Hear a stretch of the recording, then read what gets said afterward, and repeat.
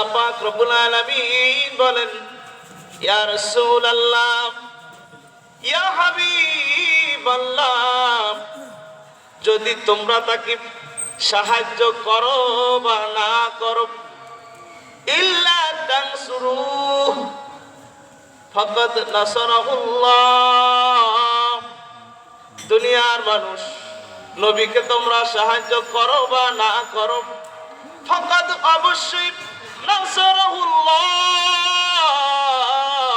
সাহায্য করবেন কে? ওরে জোরে বলেন না কে? আরো জোরে বলেন। ডাইনের লোকে বলেন, বামের লোকে বলেন, সমস্ত সবাই একত্রিত হয়ে বলেন, সাহায্য করবেন কে? দুনিয়ার মানুষ রাসূলকে যতই সাহায্য করুক বা না করুক, আমার হাবিবকে সাহায্য করুক বা না করুক, ও বাবা, ফাকাদ নাসারাহুল্লাহ, সাহায্য করবেন আমার আল্লাহ। আল্লাহ পাক রব্বুল আলামিন বলেন, ইয আখরাজাহুল্লাযীনা কাফারু, যখন তোমরা অবিশ্বাসীরা, যখন তোমরা মক্কা থেকে যখন বাহির করে দিলে আমার হাবিবকে, ইয আখরাজাহুল্লাযীনা কাফারু, যখন কাফেররা যখন বের করে দিল মক্কা থেকে, আল্লাহ পাক রব্বুল আলামিন বলেন, বিসমিল্লাহির রহমানির রহিম।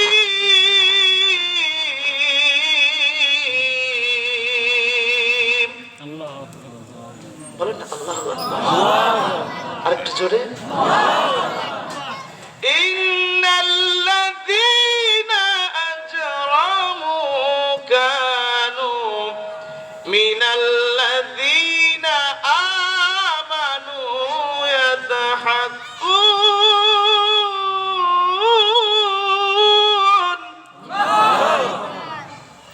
আল্লাহ পাক রব্বুল আলামিন বলেন, নিশ্চয়ই যারা মুজরিম, নিশ্চয়ই যারা পাপী মানুষ, নিশ্চয়ই যারা অপছন্দনীয় মানুষ আমার মালিকের কাছে, ইন্নাল্লাযীনা, নিশ্চয়ই যারা, আজরামু মানে পাপিষ্ঠ, অপরাধী, পাপাচারী ব্যক্তি কারা? এরপরে আসুন তাফসীরের ভিতরে আল্লামা জালালউদ্দিন সুয়ুতী রাহমাতুল্লাহ আলাইহি তিনি বলেন, আজরামু এর ব্যাখ্যা করলেন, আবু জাহেল, আবু লাহাব, উতবা, শায়বা, ওয়ালিদ বিন মুগীরা, এরা হলো কাফির, এরা হলো মুশরিক। মুসলমানরা কিন্তু মুজরিম না, পাপিষ্ঠ না। জোরে বলেন সুবহানাল্লাহ। যেই ব্যক্তি একবার কালেমা পড়েছে, যেই ব্যক্তি একবার কালেমা পড়েছে কিন্তু কুফরি করে নাই, শিরক করে নাই, মুরতাদ হয়ে ইসলাম থেকে খারিজ হইয়া বেঈমানদের দলে যায় নাই, বেঈমানদের সাথে হাত মিলায় নাই, মুশরিক হয় নাই, ওই ব্যক্তিকে কাফের ফতোয়া দেওয়া যাবে না। ও ভাইরা, ইন্নাল্লাযীনা আজরামু, কাফের হলো, মুরতাদ হলো, ওই ব্যক্তি হলো পাপাচার। আল্লাযীনা আজরামু কানু মিনাল্লাযীনা আমানু ইয়াদহাকুন। ইয়া রাসূলুল্লাহ, ইয়া হাবিবাল্লাহ, হুজুর, কাফেররা যখন দাঁড়িয়ে থাকে, কাফেররা যখন দাঁড়িয়ে থাকে, আপনার বাড়ির ভিতরে মানুষগুলো যখন যায়, যাওয়ার পরে কাফেরদের কাছে খারাপ লাগে।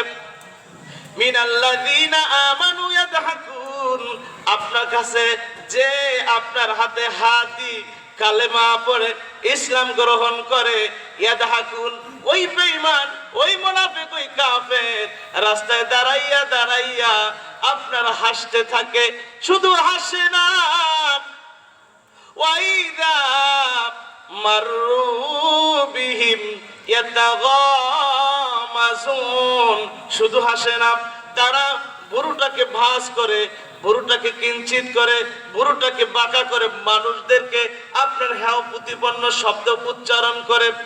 আল্লাহ পাক রব্বুল আলামিন হাবিবকে জানাই দিলেন, ইয়া রাসূলুল্লাহ, ইয়া হাবিবাল্লাহ, হুজুর ওরা চোখ বাঁকা করুক, হাসুক, সকল সময় আপনি টেনশন করবেন না, আপনি এ নিয়ে কোনো চিন্তা মুক্ত হবেন না। আমি আল্লাহ পাক রব্বুল আলামিন ফাকাদ নাসারাহুল্লাহ, আমি আল্লাহ রব্বুল আলামিন আপনার সাহায্য করব।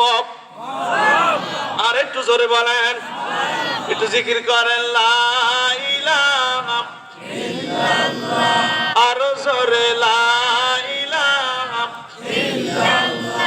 আরবি সরকারে দো আলম বিশ্ব নবী সরকারে জাহানের যিনি মুক্তিদাতা, যিনি আপনার আমাকে হাত ধরে জান্নাতে পৌঁছে দিবেন, যিনি হলেন পাঞ্চেরি, তিনি হলেন আমাদের সরকারে দো আলম রহমাতুল লিল আলামিন বিশ্ব নবী রাসূলে আরবি মুহাম্মদুর রাসূলুল্লাহ সাল্লাল্লাহু আলাইহি ওয়াসাল্লাম। না লাগবে না। তিনি বলেন প্রাথমিক যুগে, মক্কার প্রাথমিক যুগে যায়েদ ইবনে আব্দুল আরকাম একটা ঘর ছিল। প্রাথমিক অবস্থায় ওই ঘরে মাত্র 2 থেকে 3 জন সদস্যদেরকে নিয়ে, 2 থেকে 3 জন সদস্যদেরকে নিয়ে আমার হাবিব সরকারে দো আলম মক্কার মানুষদেরকে যখন গোপনে দাওয়াত দেন, হাবিব সরকারে দো আলম যখন দাওয়াত দেন, কাফেররা হাসতে থাকে, কাফেররা বুরকুঞ্চিত করে, পাশে দাঁড়াইয়া বিভিন্ন ধরনের মস্কারি করে। আল্লাহ রাব্বুল আলামিন হাবিবকে জানাই দিলেন, ইয়া রাসূলুল্লাহ, ইয়া হাবিবাল্লাহ, হুজুর আপনি টেনশন নাই, আপনি চিন্তা করেন না, ইন্নাল্লাহা মা'ানা, কারো প্রয়োজন নাই, কারো প্রয়োজন নাই, কারো প্রয়োজন নাই, আমি আল্লাহ আপনার সাথে। আওয়াজ দেন সুবহানাল্লাহ, একটু জোরে দেন সুবহানাল্লাহ। এই রামান তাফসীরের ভিতরে পাইলাম কেউ যদি একবার সুবহানাল্লাহ পড়ে, তামলাউ মা বাইনাস সামাওয়াতি ওয়াল আরদ, তামাম পৃথিবীতে যত ফাঁকা জায়গা আছে সব ফাঁকা জায়গা সবে পরিপূর্ণ হয়ে যায়। শুধু তাই নয়, যেই ব্যক্তি সুবহানাল্লাহ পড়ল, জান্নাতের ভিতরে একটা গাছ আল্লাহ সৃষ্টি করেন, ওই গাছের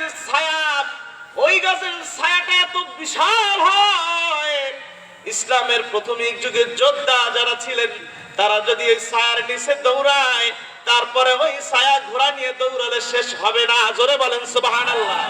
শুধু তাই নয় বাবাজিরা, একটা গাছ আল্লাহ রাব্বুল আলামিন যে সুবহানাল্লাহ পড়বেন তার জন্য একটা গাছ হয় তার নামে, ওই গাছ শাখা হয়, প্রশাখা হয়, কাণ্ড হয়, পাতা হয়, ওই পাতায় প্রত্যেকটা পাতায় পাতায় পাতায় পাতায় পড়ে এক একজন করে ফেরেশতা বসে যায়।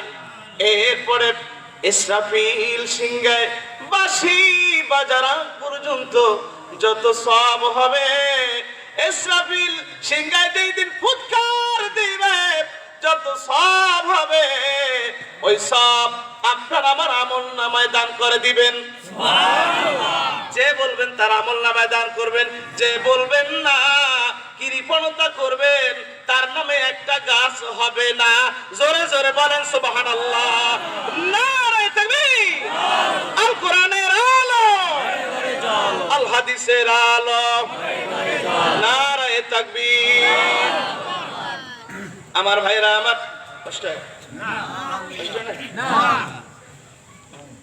আমার ভাইরা, আমার রাসূলে আরবি সরকারে দো আলম 2 থেকে 3 জন সদস্যদেরকে নিয়ে যখন দাওয়াত দেন, আমার হাবিব সরকারে দো আলম তার চারপাশে মুসলিম পাপিষ্ঠ অত্যাচারী দাঁড়িয়ে গেল। আবু লাহাব, আবু জাহেল, উতবা, সাইবা, তাদের বড় বড় চোখ দাঁড়িয়ে গেল। তারা বলতেছে মুহাম্মদ কোন দিকে যায়, কোথায় যায়, খুবই খেয়াল রাখো। কিন্তু ভাইরা আমার, কঠিন পরিস্থিতির সময় ওমর ইসলাম গ্রহণ করেন নাই। এমনি অবস্থায় মক্কা থেকে মাত্র 635 জন লোক, কতজন? 635। আমার হাবিব কোন আওয়াজ দেওয়ার মতো কোনো কথা নাই, কালেমার কথা বলবেন, কোরআনের আয়াত পড়বে এমন কোন শব্দ বলতে পারে না। সাহাবায়ে কেরাম নামাজ পড়বেন পর্যন্ত নামাজ পড়তে পারে না। তারা কি পাহাড়ের পাশে, কেউ আপনার ভিন্ন জায়গায়, কেউ বন জঙ্গলে, কেউ বিভিন্ন জায়গায় গিয়ে নামাজ আদায় করে। যদি দেখতেছি তারা সেজদা দেয়, তাদের উপরে নির্যাতনের স্টিম রোলার হয়। ও ভাইয়েরা আমার, সেই কঠিন মুহূর্ত, কঠিন সময় আমার হাবিবের হাতে হাত দিয়া মক্কা শরীফে 635 জন লোক ইসলামের ছায়াতলে উপস্থিত হয়েছেন।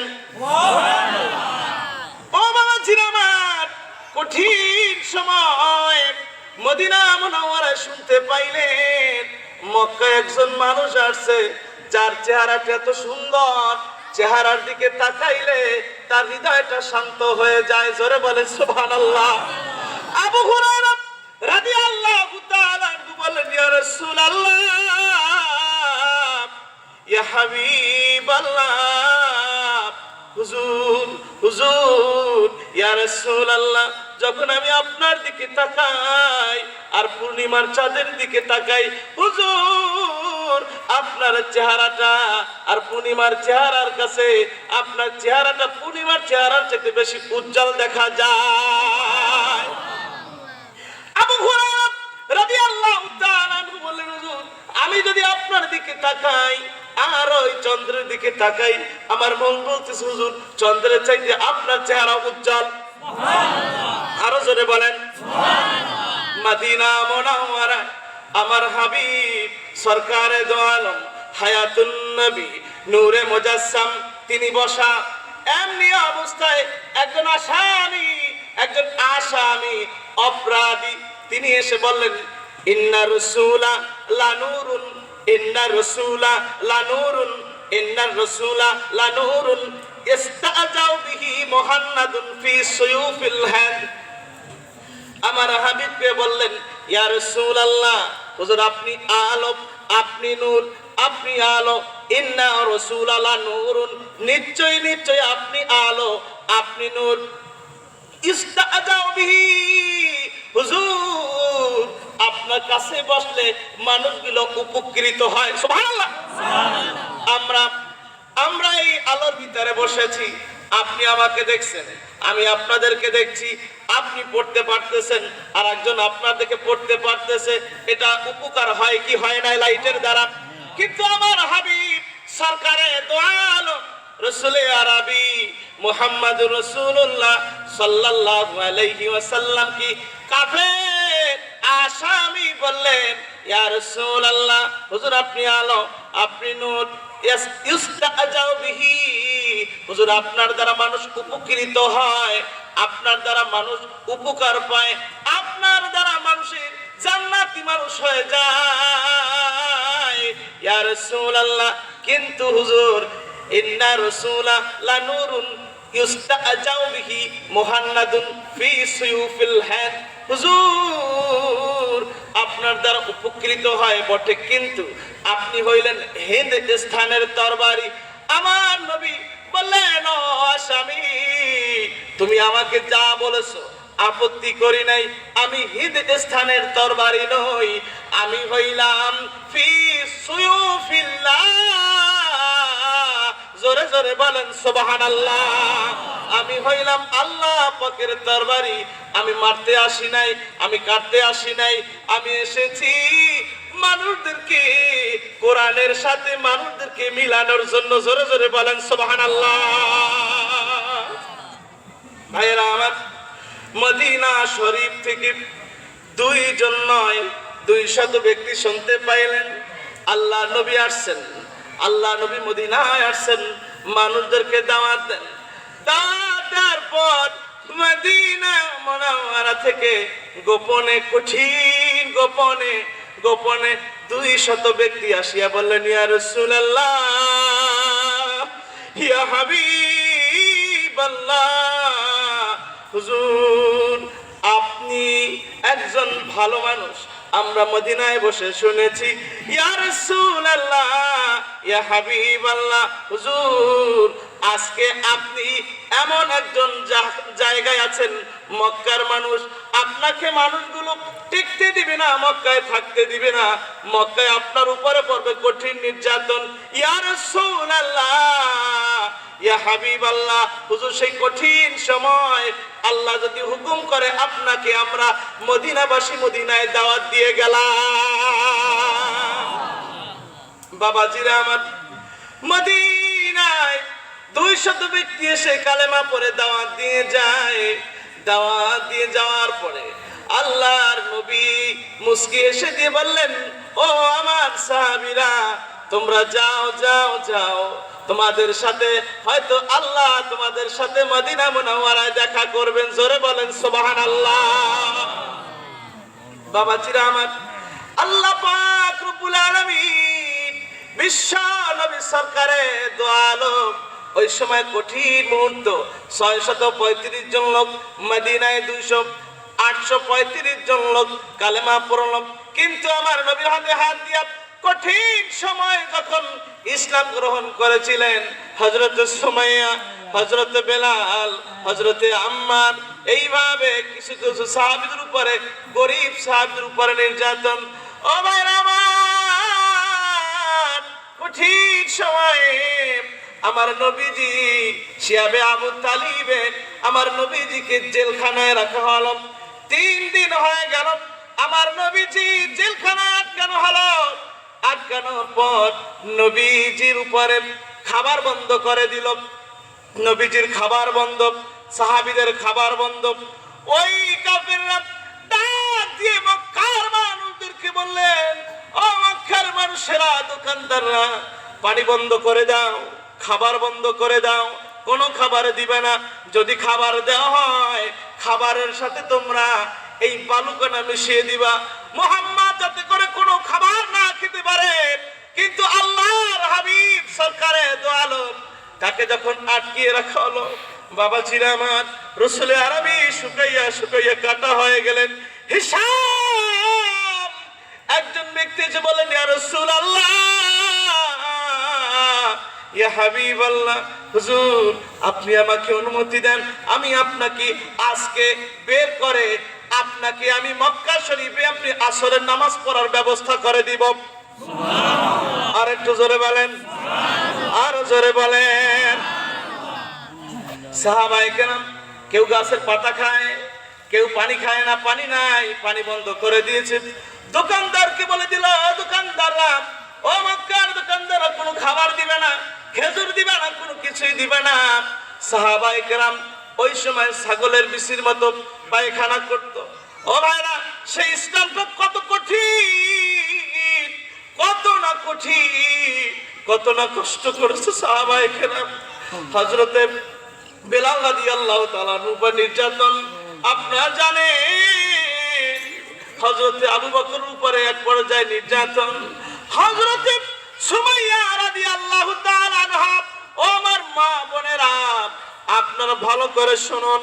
হযরতে সুমাইয়া একটা মহিলা মানুষ, তিনি কালেমা পড়ার কারণে 2টা উট এক জায়গায় আনলেন, এক পা বাঁধলেন, ডান পা বাঁধলেন সুমাইয়ার উটের সাথে, বাম পা বাঁধলেন আর একটা উটের সাথে। ও বাবা জিরা, মা বোনেরা, ভালো করে শুনুন। 2 পায়ে 2টা উট বেঁধে দেয়, 2 দিকে উটটা তাড়াইয়া দেয়। তাড়াইয়া দেওয়ার সাথে সাথে একটা দেহ সুমাইয়া রাদিয়াল্লাহু তাআলা আনহার একটা দেহ চিরে 2 খণ্ডে পরিণত হয়ে যায়। আরে ভাই, এই ইসলাম, এই দিন, তাদের কি কষ্ট হয় না? ও ভাই বলেন না, কষ্ট হয় না? কথা বলেন, কষ্ট হয় না? আজকে আমরা কি করতেছি? আজকে এখানে ফজরের নামাজ জিজ্ঞাসা যদি করা হয়, ভাই কয়জন ফজরের নামাজ পড়ো? সবাই আল্লাহু আকবার, জোশ। কিন্তু না বাবা, জোশ মারলে কিন্তু কাজ হবে না। ইন্নামাল আমালু বিন্নিয়াত ওয়া ইন্নামা লিকুল্লি মা নাওয়া। আপনারা জানেন, নিয়তের উপরে সবকিছু নির্ভর করে। আপনি যত রাত্রে ঘুমান, যত রাত্রে ঘুমান, কিন্তু আমি যখন মাহফিল করে, যখন বিভিন্ন জায়গা থেকে যখন পথিমধ্যে যাই, দেখা যায় প্রায় জায়গায় মানুষগুলো সজাগ থাকে, আছে না নাই? আমার হাবিব বলেন না 1400 বছর আগে আমার নবী বলেছেন, আর বিজ্ঞান প্রমাণ করে কি দেখেন, কেউ যদি গভীর রাত্রে কেউ যদি ঘুমায়, তার ব্রেন স্ট্রোক করে সে মারা যাবে, এতে কোনো সন্দেহ নাই। ক্যান্সার হয়ে মারা যাবে, সন্দেহ নাই। এমনকি গভীর রাত্রে ঘুমানোর কারণে এক সময় পরনের লুঙ্গি থাকবে না, মানে পাগল হবে, এরকম লোক আছে না নাই? শুধু তাই নয় ভাইয়েরা, আমার রাসূল বললেন এইরকম তাদের বিভিন্ন ধরনের রোগের সম্মুখীন হবে। বিজ্ঞান বলেছেন পাগল হবে, ব্রেনের রগ শুকিয়ে যাবে, হার্টের সমস্যা হবে, বিভিন্ন ধরনের কুঅভ্যাস জন্ম হবে। এরপরে যখন ফজরের পরে যখন ঘুমিয়ে থাকবে, বিজ্ঞান বলেছেন তার বাম পাশের এই রগটা আস্তে আস্তে শুকিয়ে তাকে পাগলের দিকে নিয়ে যাবে, মানে ব্রেন স্ট্রোক করবে। এক সময় তার শরীরে তার পরনের লুঙ্গি থাকবে না। গভীর রাত্রে ঘুমাবেন না, উঠে কেউ যদি রাসূলের সাহাবী তার রাসূলে পাক সাল্লাল্লাহু আলাইহি সাল্লামের হাদিসগুলো রিসার্চ করে বিজ্ঞান বলছেন, কেউ যদি ফজরের সূর্য উদয়ের আগে বিজ্ঞান বলেন সূর্য উদয়ের আগে কেউ যদি আপনার শরীর চর্চা করে, কি চর্চা? আওয়াজ দেন।